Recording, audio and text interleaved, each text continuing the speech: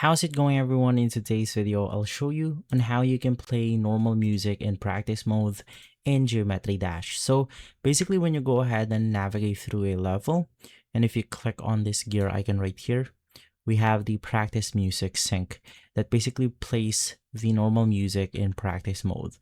Now it will say that we need the diamond shopkeeper, and basically in order to access that specific item, you just want to navigate back to the store right here, click on the daily item, or just go ahead and click on the store itself.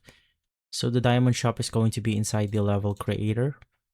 In here, click on this diamond icon or the diamond shop icon, and you actually need to bring 5 keys in order for you to be let in onto the diamond shop. And then right after opening this up, you can just scroll down until you navigate through the diamond shop right here. Once inside, you will be able to see this item. This is basically the item that we need in order to unlock the normal music in practice mode. So basically you need 5,000 diamonds to unlock this. And so guys, if this video has been helpful, leave a like, subscribe, and follow us for more videos like this. Thanks for watching.